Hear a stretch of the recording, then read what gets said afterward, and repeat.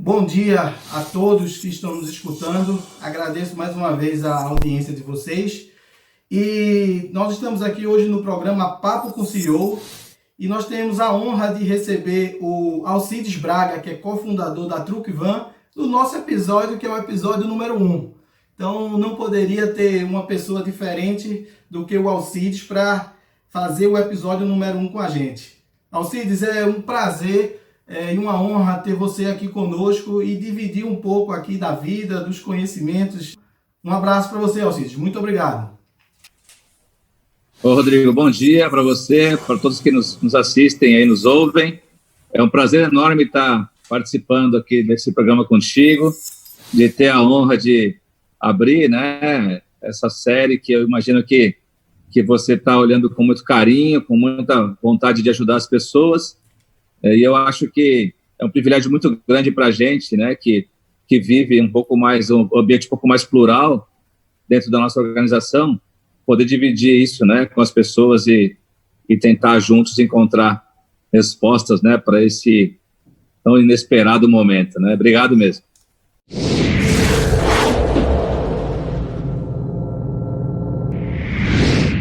O propósito desse programa é contar boas histórias, histórias de empreendedores, histórias de pessoas que estão aí na batalha do empreendimento.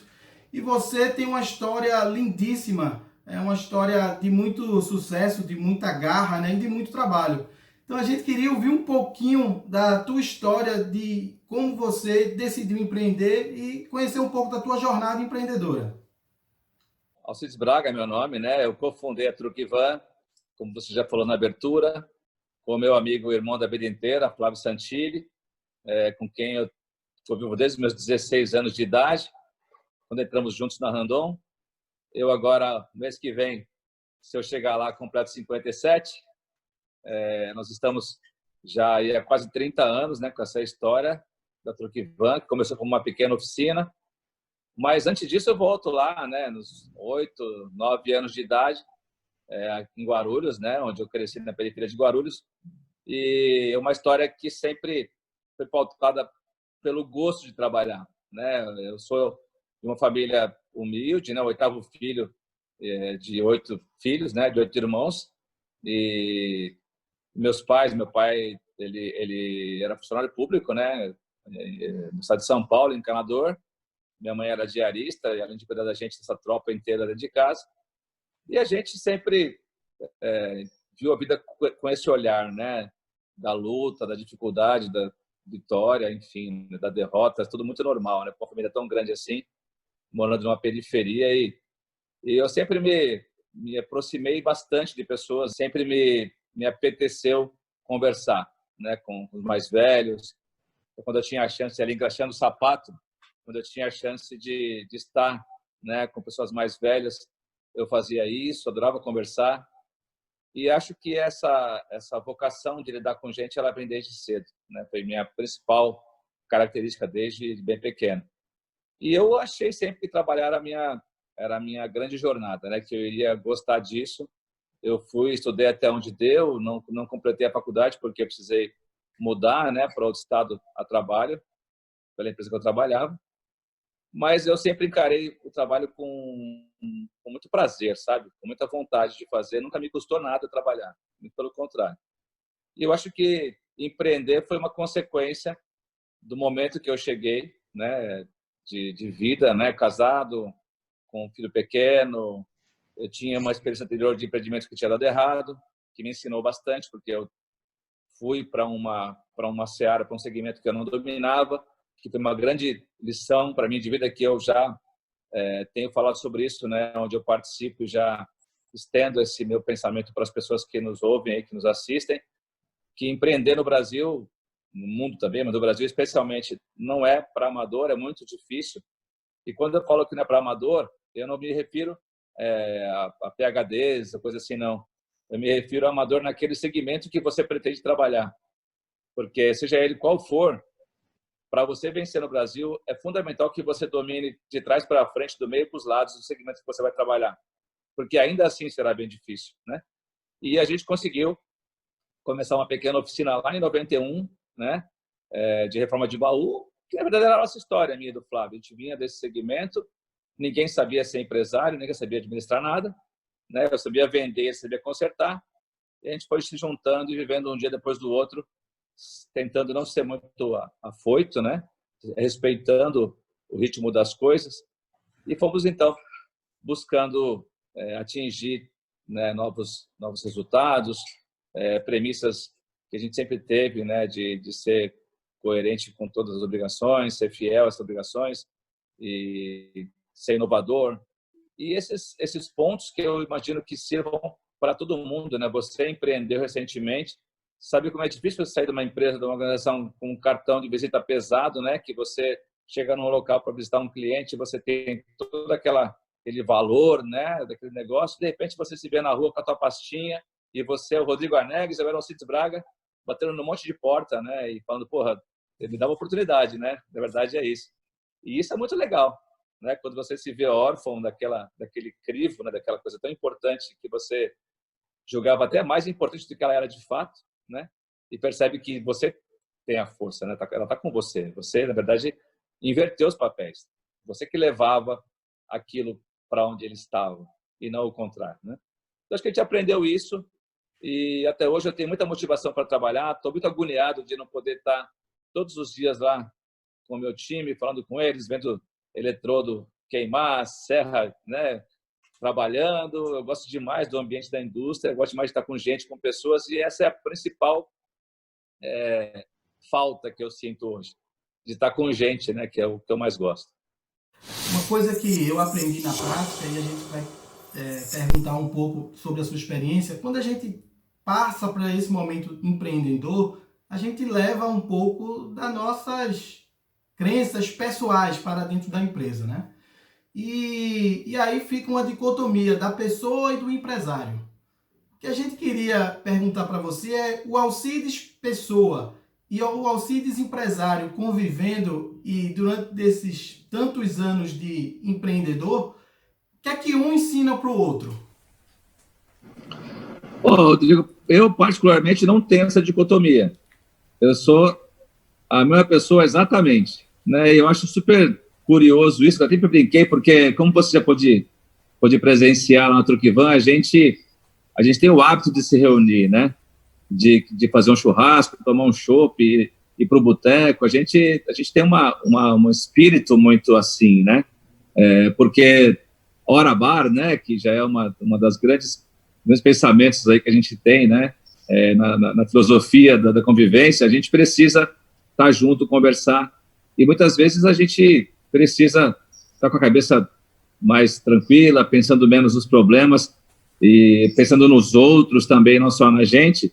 E eu sempre notei, desde bem pequena, Truquivando, desde o começo, até quando eu gerenciava equipes por onde eu passei, que eu não tinha problema de haver uma confusão acerca das pessoas que eu convivo profissionalmente, daquele cara que estava ontem à noite batendo um papo informal, tomando uma cerveja e tal, e às vezes falando de coisas íntimas, familiares, pessoais, para a manhã seguinte, sabe? Isso nunca gerou nas pessoas um sentido de maior ou menor intimidade comigo do que ela já tinha antes daquilo. Isso passa por quase 30 anos, né, que a gente tem essa empresa, com 3 funcionários lá, eu e o Flavião ajudando a bater rebite e tal, até hoje com mais de 400 pessoas, e eu não tenho a necessidade de ter um personagem, né? A gente agora até recentemente buscou, né, fazer um contato com algumas pessoas da empresa de uma maneira segura e tudo para tentar oxigenar um pouco, né?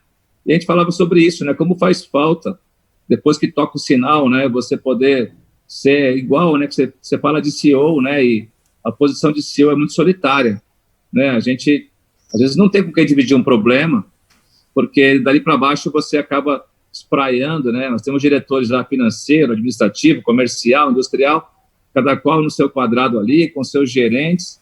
A gente está muito bem organizado nesse sentido na empresa, mas as coisas elas afunilam para cima de um jeito que acaba sendo solitário essa posição, né? De você não ter para quem falar depois de você, e por vezes você tem que tomar uma decisão que você não está seguro 100%, que é o seu feeling, que é a sua capacidade, né, por presidir uma organização de poder tomar uma decisão onde o sistema não conseguiu tomar, não conseguiu criar um racional definitivo, e aí entra a posição do líder, né? A posição de quem tem que falar, pô, vamos desempatar para o lado de cá, né? E eu acho que, nesse sentido, eu tenho muito... eu me utilizei demais da ferramenta da convivência pós-trabalho para diminuir essa solidão, essa distância, né? E a gente já fez coisas fantásticas depois do horário, né? Onde não tem hierarquia, né? Ninguém está lá para falar e ouvir de uma maneira organizada, não, né? Então, são seres humanos que se gostam, que estão juntos. E eu acho que um dos grandes pepinos que a gente tem, né? Quando você assume a condição de liderança, é exatamente você vencer a solidão do poder, que é um abacaxi, né? Se você não souber trabalhar com isso. Alguém me disse alguns anos atrás que a liderança é um prato que você tem que comer sozinho, né? Exatamente isso que você falou, e é muito duro isso. Então, nas organizações que a gente tem observado, que a gente tem participado, de fato, não é comum esse estilo de liderança familiar, que a literatura chama de liderança servidora, né? A sua, que é uma liderança muito no estilo do Cristo, de Jesus, né? Aquele cara que se envolve, traz as pessoas para si e as pessoas vão se entregando pelo exemplo. Eu acho que você consegue fazer da sua empresa uma grande família. E, inclusive, é o tema do nosso próximo pilar aqui, que é família. Você tem sido muito ativo nas redes sociais aí nesses últimos anos até, né? Eu te sigo. E uma coisa que é muito peculiar nos teus posts é a questão da família. Você está sempre postando a família e a foto do próprio perfil seu é uma coisa muito linda. É seu pai, você e seu filho, né? As 3 gerações ali, e termina sendo as 3 gerações que é a cara da Truquivan, né? Então, o que é que essa foto aí representa para você? O seu pai, o seu filho e você? Cara, como você falou, né? Família é tão amplo esse sentido, né? Dessa palavra, como também é tão ampla a devoção, né? Que a gente tem. Eu até coloco muito mais gente nesse conceito de família para mim, né? Eu, graças a Deus, nunca me enquadrei nessa história de que amigos de verdade não enchem a mão. Eu teria que ter centenas de mãos, porque eu tenho muitos amigos, gente que eu sou apaixonado, que eu amo de fato e que também preza por mim, né? Tem por mim esse mesmo carinho, esse mesmo amor. E eu creio muito que é isso que nos faz feliz, né? E a gente não está aqui para nada mais do que ser feliz, né? A gente fala, a vida é dura, a vida é difícil, nada disso. A gente tem a opção de não estar vivo, né? Então, não é nada disso. É uma dádiva, uma bênção você abrir os olhos de manhã e poder ir à luta, né? Por mais que seja difícil, que você tenha derrotas, enfim, né? E o tanto que a dor ensina, né? Que não tem coisa mais didática do que a dor, do que o sofrimento. Mas a família é um pilar, né? A família é aquela estrutura que você, a vida inteira, você recolhe para ela. Meu pai é vivo, né? Graças a Deus, está com 92 anos de idade. Ele é o primeiro Alcides aí da turma, né? E eu sou o 8º filho dele e acompanhei bem, né? Como ele sofreu sendo encanador, né? Pintor de parede, criar 8 filhos, né? E ter casa própria lá daquele jeito que dava, mas era o espacinho que ele tinha para ele. O tanto que ele conseguia ser solidário, sabe? Pintando igreja, pintando casa de amigo no final de semana, ajudando a fazer encanamento, com coisas que eram absolutamente solidárias mesmo, porque não tinha o que fazer, mal tinha para a gente, né? Não era incomum, vinha lá a Light cortar a energia, e eu saio lá e cortar a luz, a água, era normal, né? A gente ia lá, ele ia se virando, e eu via, porque eu estava na outra ponta, né? Eu sou o filho mais novo da família, né? Então, a gente acaba se estruturando bastante no termos de caráter, vendo, né, os exemplos, como você falou, né? Então, meu filho, que também chama Alcides, que eu batizei assim para homenagear meu pai, já tinha 20 e tantos netos e ficou para mim, né, essa homenagem que, graças a Deus, eu pude fazer. E eu acho que eu refleti, né, a nossa fotografia nas minhas mídias. É só uma questão de reconhecimento, né, para para esse herói, né, que é meu pai, para tudo que ele fez, e para agradecer a Deus por meu filho ser igual a gente, né? Ser tão genuíno como nós somos, ser um cara tão do bem também, graças a Deus mais competente, mais eficiente, né, do que os outros Alcides mais velhos ali nas questões todas da academia, que a gente teve essa oportunidade, né, de disponibilizar e ele soube aproveitar muito bem, de ser tão afável, tão amável também com as pessoas como a gente é, né? Enfim, eu acho que aquilo é uma maneira de eu agradecer, né, a Deus e ao ambiente que eu vivo por tudo que eu conquistei com tanta gente que me ajudou, né? Então, na empresa eu acabo buscando, de alguma forma, abraçar as pessoas. Eu paro o que eu estou fazendo, vocês teve chance de estar comigo algumas vezes, eu não fecho porta, eu nunca... Porque eu acho que é muito importante você estar disponível para as pessoas, né? E estar próximo. E eu acho que quando isso é feito de uma maneira natural, vai bem, porque as pessoas também não abusam, né? Não abusam. Por vezes, eu brincando, né, com as pessoas lá fora do horário, e vinha lá as conversas que alguém talvez ia falar comigo alguma coisa, o outro falava, não vai lá encher o saco dele por causa disso, isso aí é pouco, vai lá passar no cara porque não precisa e tal, e resolvia entre eles mesmos, né, sem precisar vir falar, mas porque eles entendem, né, como que funciona, né, a dinâmica, a rotina, mas sabem o que eu gostaria de dizer também, né, e a gente vai criando, acho que essa massa de pessoas que pensam positivo, que pensam bem, que têm certeza que vão vencer. Eu sempre achei que eu ia vencer, né? Eu venci até agora, tenho mais um mundaréu de batalha para vencer, e eu vou atrás delas o tempo todo, né? Com muito tesão, eu estou com muita vontade, né, de fazer. Eu sou muito jovem ainda, em alguns sentidos, e eu ainda tenho muita motivação para continuar fazendo com que as pessoas consigam perceber, né, que esse mundão está aí para ser conquistado, né? A gente queria saber um pouco sobre a Truckvan. Quais são os projetos, quais são as soluções que a Truckvan hoje tem entregue para o mercado, né? Hoje é uma organização enorme, com a mídia também, uma exposição de mídia muito bem construída, e eu tive o privilégio de visitar as suas fábricas em algumas oportunidades, e é realmente impressionante toda a inovação que existe dentro do seu negócio, que cada produto, basicamente, ele é único, né?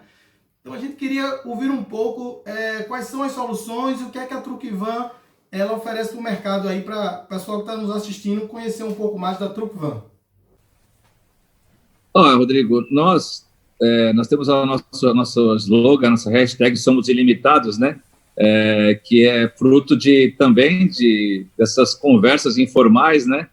E ela absolutamente não é nada que remeta a nenhum tipo de alusão à capacidade, à competência, não tem esse propósito, né? Ela tem sentido na nossa receptividade a todos os tipos de projeto que nos se apresentam, que chegam até nós, né? Os mais inusitados até os mais comezinhos ali que a gente já fez. Então a gente costuma brincar que nós temos dois ambientes, né? Hoje a gente está numa planta única, né? Ali na Via Dutra, em Guarulhos, onde a gente conseguiu concentrar nossas atividades que a gente tem de vários segmentos, que foi muito bom para a gente, né? De 2018 para cá, e que também nos permitiu escalar algumas coisas que a gente precisava na parte de commodity. Então foi muito bom esse nosso movimento.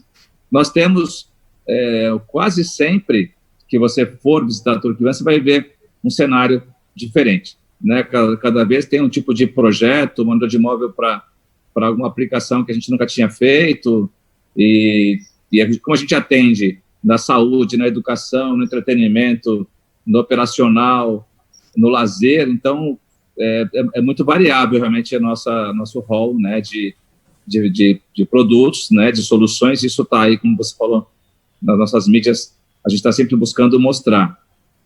Agora, na pandemia, especialmente, a gente aprofundou um pouco a vertente da saúde, né?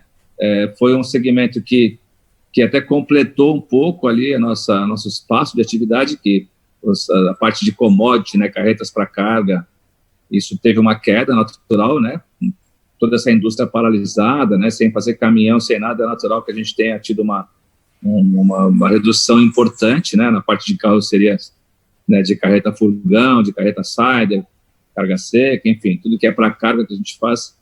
E a gente, então, teve uma chegada temporânea de soluções de saúde. Nós fizemos 11 ou 12 tomógrafos móveis que foram aí para os hospitais de campanha.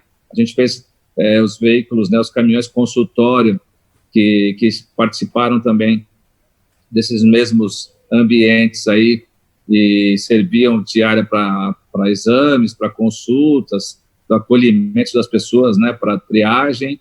Então, foi bacana também. Então, a área de saúde foi algo que nos ajudou nesses 3 meses aí a equilibrar um pouco a questão de receita, né?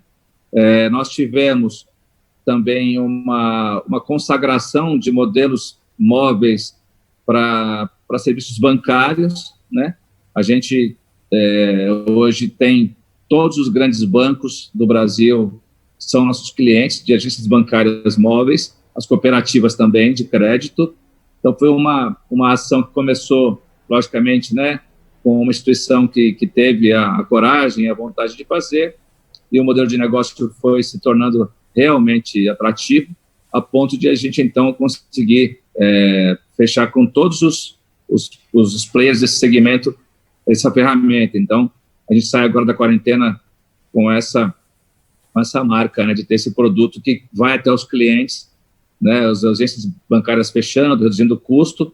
Então, a agência que vai até o cliente, que vai até a empresa, que vai até o êxodo, né, no verão, na praia, no inverno, no campo, sei lá onde, e nos grandes eventos e nas feiras, o banco estando presente com a sua marca, com todo o seu sistema, isso funcionou muito bem.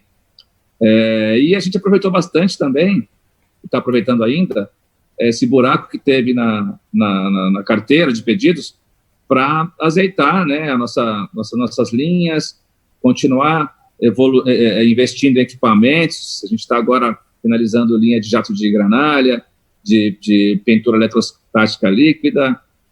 Divulgamos semana passada a automação de solda, né, com um robô de solda, um negócio bem bacana que reduzia em mais de 6 vezes aquela atividade.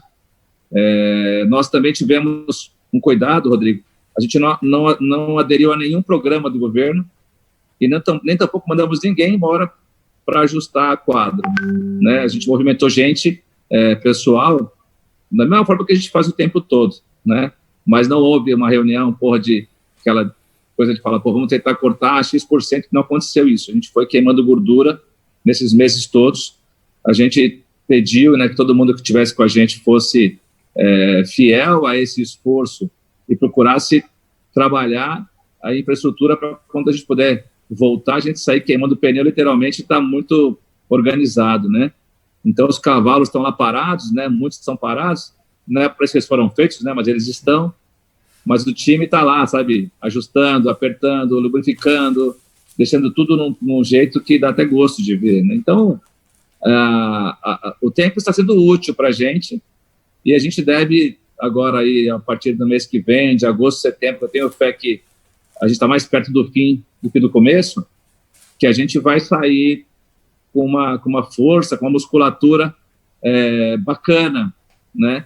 Ainda mais quando você confrontar isso com esse cataclismo que assolou o Brasil e o mundo, e a gente poder sair mais forte, né? A gente está treinando, está criando musculatura para poder voltar para o jogo de uma maneira melhor. Então, acho que foi bacana e, graças a Deus, por ter um portfólio tão amplo, né, quando o evento parou, quando o treinamento móvel de Senai, de Paula Souza parou, a gente está na saúde, né? A saúde veio. E daqui a pouco a saúde vai ficar equilibrada, a gente vai ter um legado importante aí, acho que de equipamentos para a saúde, né, que só vieram porque houve essa obrigação de foco. E a gente vai, então, poder ir para os outros eventos que vão voltar, para os cursos que voltarão, para o lazer, para os motorhomes. Então, acho que os segmentos de carga, a gente venceu de novo esse ano o BID da Ambev, né, o segundo ano que a gente vence seguido, que é muito importante para a gente ter o dia a dia, né, da produção, caldeira acesa. E eu acho que essa nossa flexibilidade de portfólio, né, que é a questão que está aí agora, que a gente está tratando, é que nos permite, sabe, eventualmente ir para aquele segmento onde a gente está sofrendo menos. A nossa decisão por OPEX, né, por locar equipamentos customizados e operar para o nosso cliente, também foi muito importante para a gente, né, porque ela atravessa esse período, são 2, 3, 4 anos de contrato, então não é esses 3 ou 4 que vai interromper, né? Logicamente, a gente adaptou, tivemos que dar descontos, etc., né, para ser justo com o nosso cliente, mas a vida segue, né, e já já a gente retoma. Então, acho que para quem também está nos vendo, quanto maior for o teu leque de ofertas, sem querer ser caixeiro viajante, né, de ter de tudo, mas naquilo que você é bom, naquilo que você faz e que você está preparado para entregar, quanto maior for o teu leque de ofertas, menor será seu risco de concentração. Você tem tido uma liderança marcante em associações, em comitês, na própria Fiesp, você tem uma atuação marcante lá. E a gente gostaria de saber um pouco mais desse teu outro viés, né, de trabalho, de liderar empresários, né? Você já tinha a liderança marcante na empresa e também isso foi naturalmente para o ambiente externo da empresa. Você volta naquela questão da solidão do poder, né? Que eu acho que é um tema bastante interessante de tratar, porque parece que comandar e liderar é uma coisa simples, você dá ordem, a pessoa vai lá e obedece, e aí acabou, né? Você segue o jogo e tal, e não é nada disso, né? É muito mais do que isso, e a ponto de dar angústia, né? Tem vários grupos aí que se reúnem, negócios que realmente vivem disso, né? De tomar café da manhã, para que os CEOs de segmentos diversos possam trocar as ideias e ver o que cada um fez num momento parecido, enfim, né? Isso é muito comum, né? No mundo empresarial de liderança. Então, eu ouvi, né, numa ocasião de um grande mentor e ídolo meu, que é o mentor, acho que até no sentido de empresarial não, mas como um ser que buscou alternativas para não ficar sujeito a tantos riscos e tentou agir de uma maneira que eu me identifiquei muito, né? Mas uma frase que era muito marcante, e ainda estou falando de um período pré-tecnologia, estou falando de coisa de 20, 25 anos atrás, que ele costumava muito dizer que o empresário precisa andar e conversar, né? Precisa andar e conversar, porque você, muitas vezes, de uma atitude natural que você toma, de aceitar, às vezes, um convite para participar de uma entidade, de um grupo, você até vai meio que, às vezes, né, mais por educação e tal, e você não imagina, né, o quão grandioso pode ser para você estar naquele grupo e receber esse tipo de insight o tempo todo naturalmente, porque num ambiente como a Fiesp, por exemplo, como a Anfir, né, que eu presidi 6 anos, agora presido o conselho, o CIMEF, que eu sou vice-presidente, enfim, estou na ABINT também como diretor, tem um monte de emprego aí que eu vou lá dar meus palpites lá e que eu gosto muito, são muito plurais, né, de empresas gigantescas a pequenos negócios aí, oficinas pelo Brasil todo. Você sempre recebe informação relevante, né? Você transmite informação relevante e recebe às vezes de empresas que têm board, que têm conselho, etc., e você consegue filtrar uma série de coisas.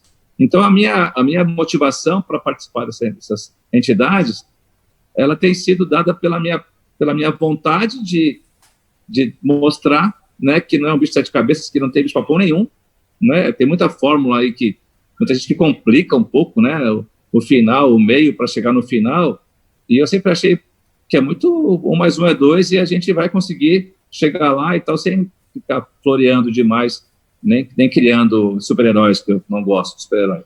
Eu acho que essa vontade, né, de interagir, aliada a esse mantra que eu guardei para mim, né, que eu tinha que andar e conversar, que me motivou a dedicar meu tempo, ir até os locais, fazer as reuniões, estar lá, falar com pessoas bastante mais velhas, outras estão começando agora, porque isso me ajudou demais a formar o meu pensamento, o meu juízo em relação às coisas e aos atos que eu tenho, né? Porque se você pegar uma coisa meramente mecânica, qualquer líder, qualquer CEO, presidente, quando o mercado caiu, foi ali a 20%, 25%, o que ele fez? Ele pegou lá o relatório, precisa economizar quanto e saiu passando a régua. Né? Está errado? Acho que não está errado. Mas tem que ser dessa maneira? Então, a gente acaba conseguindo pegar uma série de pontos de vista diferentes, né, de várias pessoas, de vários momentos da história, e dar um tempo para implementar algum tipo de ação, né, mais forte, que tenha mais consequência.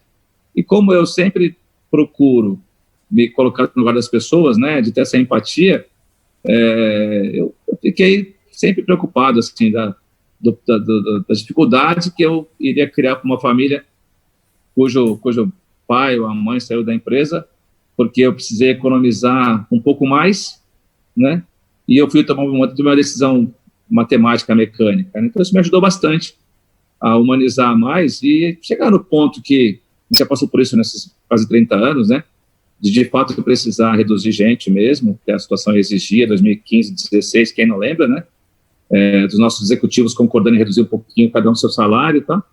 Mas tudo isso vira um background, né, legal para você dar o tempo necessário para tomar atitude, né, e esperar que as coisas possam acontecer e você evite, né, movimentos muito bruscos e que sejam muito impactantes para as pessoas. Né? Então, eu gosto bastante de participar, de estar presente nesses ambientes, porque eu acho que eu levo um pouquinho do que eu sei e recebo um monte de coisa de tanta gente, né?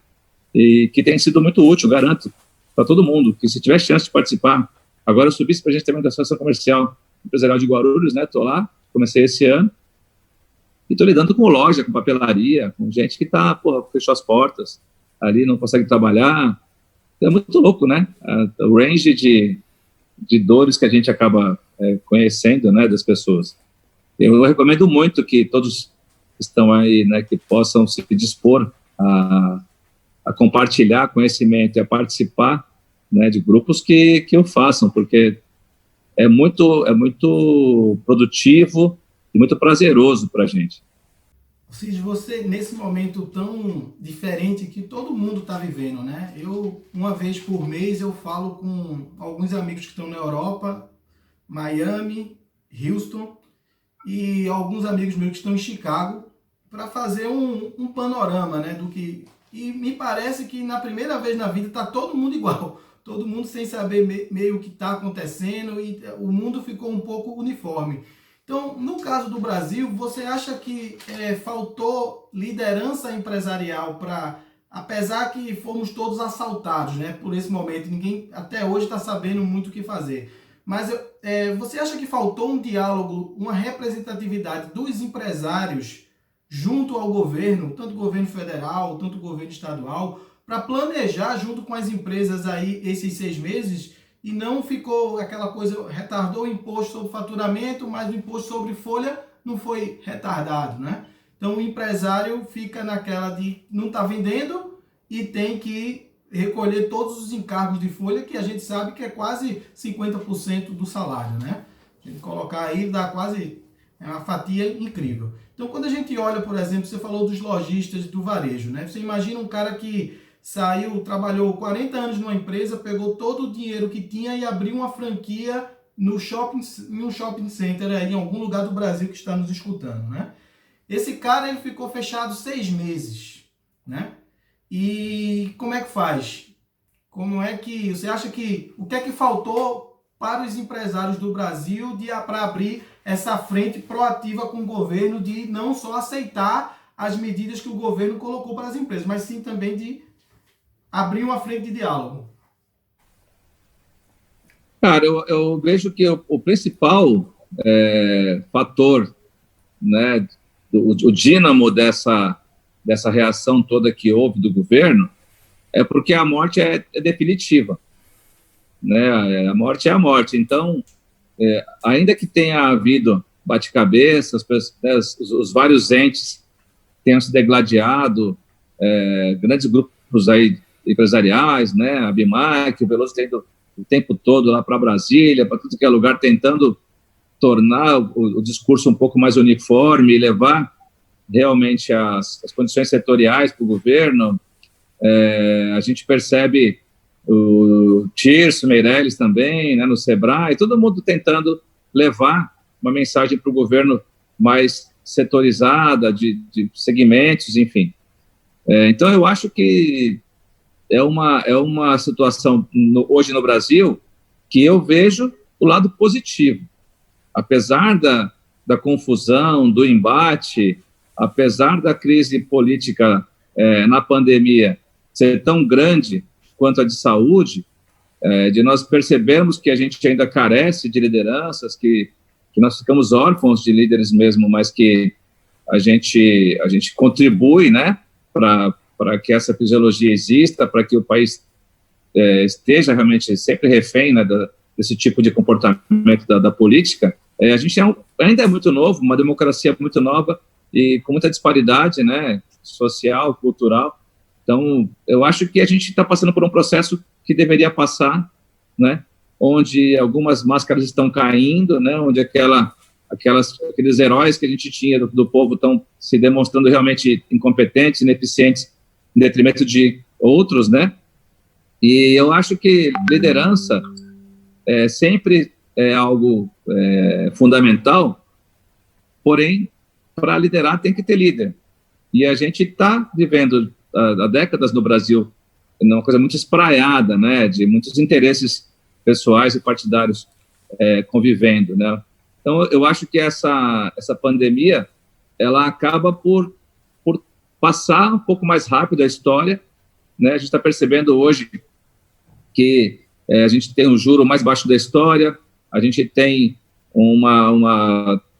algumas pessoas, né, nos vários níveis de governo, que de fato se submetem, né, às regras e às coisas, e às boas práticas, às boas ações, e a gente entende que isso vai prosperar e que as pessoas sairão maiores desse processo, e percebe que sempre tem existem as forças que vão buscar manter o status quo, né, vão buscar que as coisas não saiam de onde elas sempre estiveram. E como um país como o nosso, né, um país jovem, uma democracia jovem, a gente está enfrentando essa pandemia agora, falando de vida, eu nem vou te dizer que eu acho que está uma bagunça generalizada, que não acho que esteja. Quando você pega aí as consequências, né, por 100 mil habitantes, a gente está distante de ser um dos piores países do mundo, né, nesse sentido, e a gente é seletivo na hora de falar o que se quer falar, né? Então, se aquele veículo quer enaltecer o positivo, ele não vê onde podia ser melhor, e aquele que apologia do caos só fala do caos. Então, essa briga, né, de classes e de negócios, de interesses, ela ainda vai persistir um pouco, mas eu sou otimista, né, de natureza, e eu consigo enxergar que 22, 23, 24, né, nos próximos anos, as próximas eleições, vão promover o Brasil por algum tempo maior do que se fosse orgânico. Sem isso, a gente ia ficar brigando por muito poucas coisas, por muito menos objetivos, né? Então, está complicado sim, o dinheiro não chegou para as empresas, né? As linhas são lançadas e não chegam, o governo é cobrado porque não chega, e a gente fica nessa briga, mas eu vejo isso como algo positivo, né? Estão expostas as feridas, as pessoas estão cobrando, né, os representantes, e está conseguindo mudar a cabeça de vários deles. Então, eu acho que já a gente passa por esse risco tão grande, né, da pandemia, de muitas mortes. Eu testei, né, positivo, você sabe, e passei pelo processo. A gente sabe como isso mexe com a nossa cabeça, mas eu acho que a gente vai ter, até postei no LinkedIn essa semana aí, sobre a questão de que o ano está perdido, que o ano acabou, e não acabou mesmo, né? Não acabou mesmo. E eu estou aqui pensando que nós estamos criando uma bolha positiva, que a gente está deixando um monte de coisa por fazer, o dinheiro vai continuar barato, sabe, daqui no final do ano, para o ano que vem, e a gente vai conseguir olhar para trás daqui a pouco, ali no ano que vem, e ver que muitas coisas que aconteceram no meio do caos da pandemia, mudaram a nossa maneira de pensar, de agir, de ser solidário, de ser ser humano melhor, né, de não aceitar o mal feito. A gente fala, porra, você vê uma notícia na televisão, você não se importa, né, tá tão distante. E a gente passou a ver mais de perto, né, quem não perdeu um amigo, né, um parente agora, e não sofreu, né. Então, acho que a gente também vai ter um pouco mais de crivo para julgar melhor, né, ter um escrutínio realmente, e no final do ano a gente ser um pouco mais seletivo, um pouco mais coerente na hora de apertar lá, né, e confirmar um voto, né. A sua paixão de inventar o mundo sobre rodas, né, tem feito projetos incríveis aí. Um dos projetos que mais me chama a atenção é o JetBus. Então, a gente queria saber um pouco dos projetos inovadores que a Truckvan vem fazendo. E se você puder aí dar um exemplo aqui para a gente. Bom, como eu te falei, né, a gente está sempre lá de braços abertos, né, e até se você pode recuperar aí minhas manifestações da imprensa, eu sempre disse, a gente sempre pensou e incutiu em todos na empresa que a gente nunca diz não até esgotar tudo que é possibilidade, né? Então, por mais que seja inusitado, seja complexo, a gente sempre está ali parado esperando para ouvir, tentando viabilizar, né? E aí a gente tem coisas complexas e coisas simples, mas todas elas são sonhos, né? A gente mexe com os sonhos das pessoas e com os projetos de vida, às vezes com a poupança, enfim. Então, acho que a gente começou a perceber que o nosso negócio não terminava quando saía do portão para fora a unidade móvel, né? Porque muitas vezes a gente percebia que por falta de profissionais habilitados, com o mesmo foco, a mesma vontade que a gente tem na rua, muitas vezes o modelo de negócio era questionado e até maculado, né? Se ele era funcional, se era bom realmente ou não. Então, a gente também foi meio que por osmose sendo empurrado a fazer mais coisas. E aí, de repente, se viu uma indústria de serviços, né? A gente chama de indústria de serviços. Tem um componente importante de serviços na nossa pizza, lá no nosso portfólio e no faturamento e no resultado. E isso vai levando, uma coisa leva para outra, né? Eu até também participei, né, isso num post meu recente do LinkedIn, né? A gente vê se você vê um terreno ali, um negócio no bairro, que você fala, puta, que ideia o cara teve, montou um negócio X lá, como é que eu não pensei nisso? Tem cara que porra, eu te garanto que não é isso, não é isso. Quase sempre é a falta daquele negócio que faz identificar a sua falta e a sua oportunidade. Então, você quer procurar uma farmácia em 4, 5, 10 quarteirões, você não acha, não tem farmácia. Né? Você não tem que ser nem um oráculo, nem um gênio para saber que ali vai bem uma farmácia, né? E por aí vai, uma oficina, seja lá o que for. E quase sempre a gente percebe que surge, né, um pet, um hortifruti, sei lá o quê, e fala, eu estava aqui o dia inteiro passando por aqui, não vi que isso fazia falta, mas é porque você não sentiu falta dele. Né? A gente começa sentindo a falta quando você procura e não tem. Então, esse é o maior insight que a gente pode ter. E a gente foi percebendo que no mundo, especialmente dos negócios, do showbiz, etc., existiam lacunas para pegar, né? Que não estavam sendo preenchidas. E a gente via o pessoal que explora a limousine, né? Que tem toda essa coisa de Chicago, tá? de Vegas e tal, onde isso tem todo um enfoque, né? E a gente não percebia uma coisa ao contrário, né? Que desse privacidade, né? Para uma pessoa pública, mas que desse conforto, que desse recursos. E o JetBus, a JetVan, a gente tem 3, né? Veículos como esse. A gente basicamente fez pensando em estender parte do que a gente já fazia com nossos serviços, né? E aí a gente percebeu que os artistas e apresentadores e tal começaram a gostar da ideia de se deslocar com atividade, trabalhando, conectando a internet, gravando. Agora com essa história toda de mídias sociais, né? O cara poder estar em movimento, na marginal, parada, mas produzindo conteúdo, fazendo. E, foi muito legal, porque a gente conseguiu trazer bastante figuras aí do nosso negócio, do nosso segmento de empresa, né, com roadshows de empresários que querem fazer circuitos, né, em redes de lojas que eles possuem, ou em fábricas na Grande São Paulo, pega no aeroporto, leva de volta, faz reunião. Então, ela se mostrou uma ferramenta muito bacana, apesar de ela não ser uma ferramenta que seja no sentido mercantil, seja viável de parar sozinha ainda para a gente, né? Mas ela se conectou bem com o nosso universo de soluções e, às vezes, ela é um diferencial, né? Você imagina que a gente quer mostrar para um cliente um projeto, fazer uma visita técnica, eu mando buscar o cara de JetBus, JetVan lá no Itaim, no aeroporto, seja lá onde for, e a gente já vem com esse cliente no nosso ambiente. Então, a gente já vendeu essa solução para 2, 3 clientes que só compraram porque usaram o nosso. E o cara falou, pô, isso não existia, né? O cara tem avião, tem helicóptero, a gente vai lá buscar o cara no campo de Marte com um jato sobre rodas e ele continua com a experiência, né? E sem nenhum tipo de apologia, porque por fora é um veículo normal, né? Simples, né? Natural. Então, isso foi mais uma consequência do entendimento de como a gente pode melhorar a experiência do cliente com a Truckvan, né? Então, ele não vai encontrar isso em outro lugar. Então, a gente já é meio maluco, já gosta de coisas que ninguém quer fazer e ainda consegue proporcionar para o cliente experiências bacanas. Aí o cara fala, pô, quantas vezes já? Minha filha vai fazer 15 anos, vamos fazer, eu usei o JetBus, eu quero usar. Tá bom, você vai usar, pô, então pega, leva para lá e para cá, com mais 10 amiguinhas dentro. Tá, é muito louco, né? O rol de aplicações que tem, né, para uma ferramenta como essa, né? Mas ela é fruto da nossa viagem, do que a gente entende que vale a pena, de a gente se arriscar em fazer. Mas se der errado a gente usa, vamos pescar, vamos ver o que a gente faz, a gente volta atrás e começa de novo, né?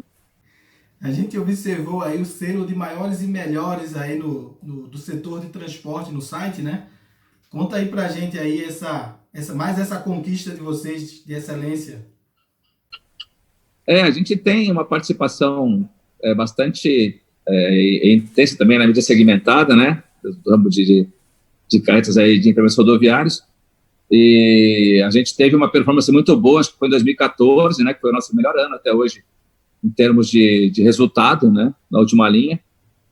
E a gente, então, naquele ano, como é uma publicação que analisa balanços, né? A gente tinha vindo ali 13, 12, entre os 3 primeiros e tudo mais. E aí a gente conseguiu performar super bem, né? E uma empresa pequena, né, como a nossa em relação aos grandes, que conseguiu ter a melhor relação, né, dos dados financeiros daquele ano, né? Então foi uma coisa muito importante. E a gente continua participando, né, logicamente disso, mas a gente não conseguiu repetir nos últimos 3 anos o que a gente fez até 2014, né? A gente voltou, caiu bastante, né? Como toda a nossa indústria caiu e começou a se reinventar, né? Até mudar para a planta nova aí em 2018, e agora a gente volta a sonhar, né, com faturamentos maiores, né, em termos históricos, com resultados bacanas também, mas especialmente com uma estrutura que permite que a gente sonhe em escala, né, em ir lá visitar um tamanho novo. Então, eu imagino que a gente, em 2 ou 3 anos, né, o que eu penso, nós talvez tenhamos 2, 3 vezes o tamanho que a gente tem hoje, em termos de volume de produção, de faturamento. A gente está bastante bem organizado, a gente entrou com a SAP em janeiro, estamos apanhando pra caramba, que só quem implanta sabe. Estamos aí no 4º ano já de auditoria, né, com Big Four. Você fez o trabalho para a gente lá, né, de avaliação tributária, que além de nos ajudar bastante na questão de geração de caixa, ainda nos deu uma série de procedimentos que a gente não adotava antes para fazer bem feito, né? Já é tão caro pagar imposto no Brasil, a gente pagava a mais, né? Como você mesmo constatou. Então, fizemos uma poupança sem querer, que você foi lá ajudar a gente a recuperar, né? E foi uma bênção, estamos usando até hoje. Então, acho que a gente está bem preparado, né? A gente fez acordo de sócios, subimos as holdings. A gente está pensando grande, né? A gente está pensando grande. Ainda é familiar a empresa, mas a gente tem nosso conselho consultivo lá. As decisões são tomadas por esse conselho. Eu e o Flavião hoje estamos ali mais, né, na parte estratégica, aí no desempate, mas a gente quase sempre nem sabe, né, o que eles estão fazendo no dia a dia. Você vê essa automação de solda mesmo, foi uma decisão desse próprio conselho, o investimento, o momento, cabine de jato, cabine de pintura. Eu e o Flávio não falamos nada em relação a isso, se podia, se não podia. Eles decidiram, eles viram o budget, projetaram o investimento e fizeram, né? Então, acho que a gente está num patamar de maturidade muito gostoso, sabe? De viver, assim, e ver, né, meu filho, ver os filhos do Flávio lá dentro, né, que é um grande dilema, né, das famílias quando empreendem, né, se vai ter continuidade. E a gente também, nesse sentido, tem que botar a mão pro céu todo dia, porque nossos filhos não só abraçaram, né, a gestão, como amam o negócio. Então, a gente está muito feliz, né, por estar assim. E, às vezes, um prêmiozinho ou outro é bom, né, para o ego ficar mais satisfeito. Foi um upscaling grande aí na gestão nos últimos 5 anos de Truckvan. Vocês chegaram que para uma empresa usar SAP e ser auditado por Big Four é um outro nível de tudo, de governança, de forma de pensar. Então isso só reflete aí o selo de maiores e melhores, né, que vocês aí com muito esforço aí dos últimos 5 anos conseguiram, né? E outra coisa que a gente tem percebido, Alcides, é as lives aí, né? Você agora está se tornando uma figura nacional, um palestrante. Eu até disse assim, poxa, o Alcides vai ficar o novo Geraldo Rufino aí de falar para as multidões, né? Porque eu tenho visto bastante aí no LinkedIn, muitas lives, temas diversos aí que você tem contribuído, né? E a gente aqui no online, estamos todo mundo recebendo e aprendendo. O Geraldo é um grande amigo meu, né?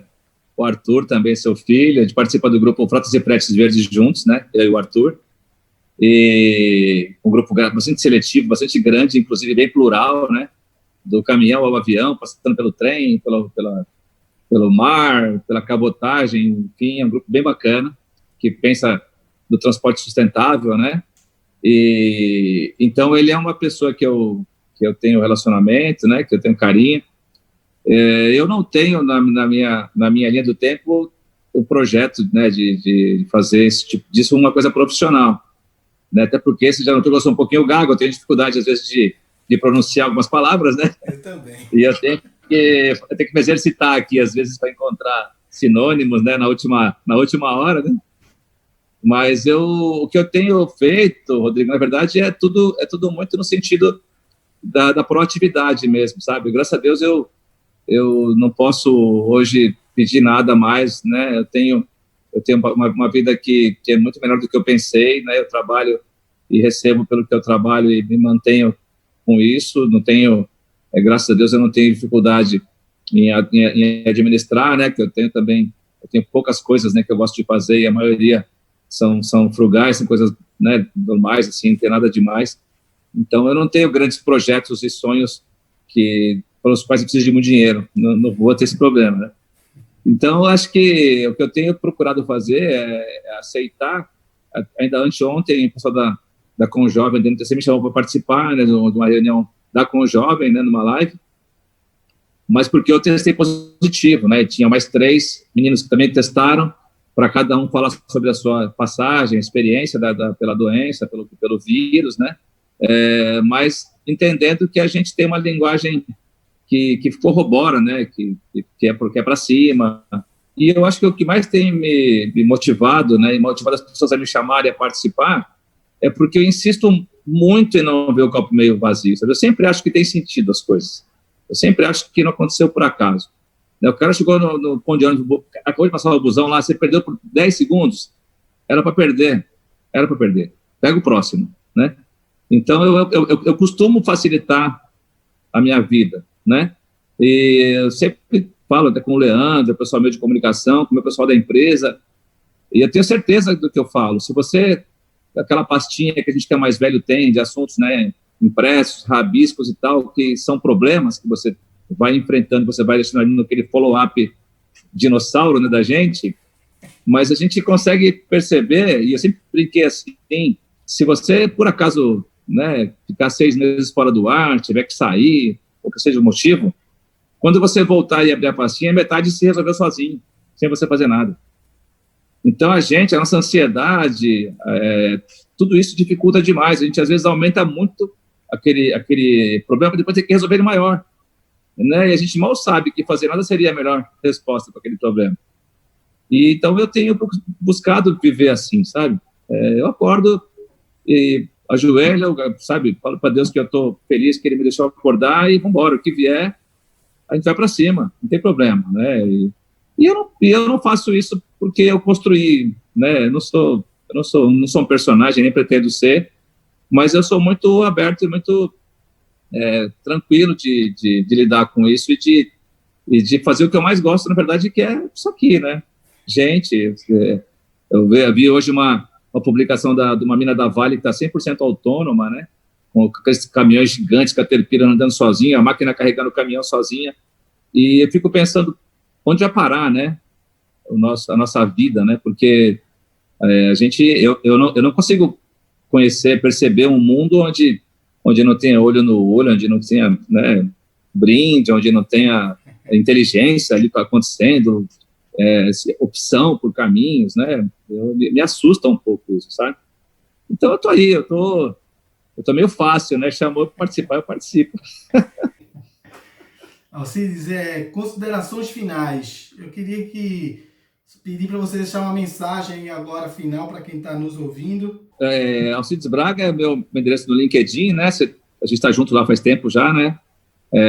Eu falo sobre isso, sobre o ano que não está perdido, né? Sobre a esperança, sobre a vontade, sobre como isso é importante, né? Até às vezes eu brinco com a fábula da zebra, né? Que as duas amigas zebras lá, que uma acordava de manhã e ia treinar e a outra ficava lá comendo mato e chamando a outra de imbecil, né? Falou, pô, você é tão imbecil, você está treinando para quê, né?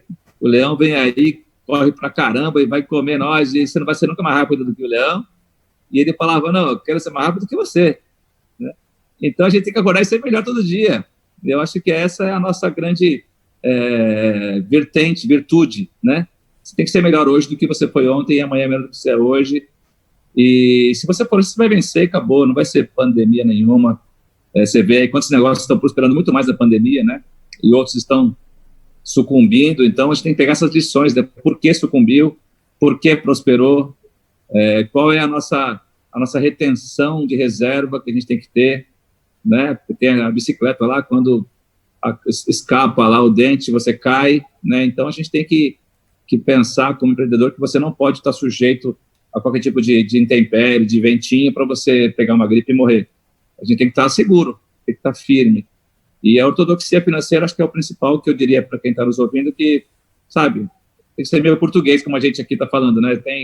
Quer investir, tem 4, gasta 1,5, mas segura, né? Porque se a intempérie vier, quando o inverno chegar e vai chegar, você está preparado para ele.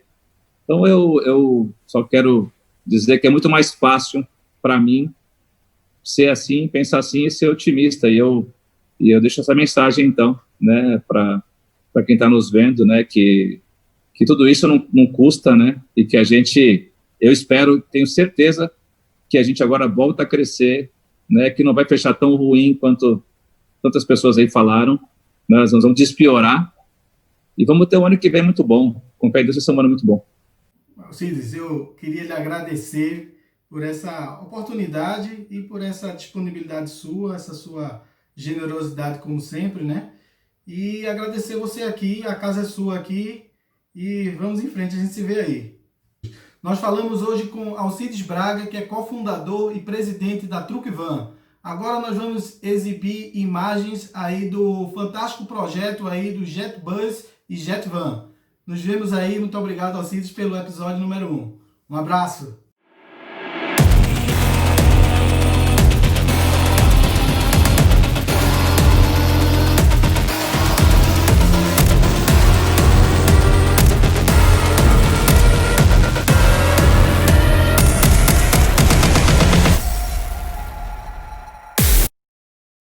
Fala aí, galera, acabou o bar do Denis aqui, eu tô entrando na minha Truckvan, rapaz, é um truque mesmo, isso aqui é muito bom, é um jato, mas é um jato de uma van.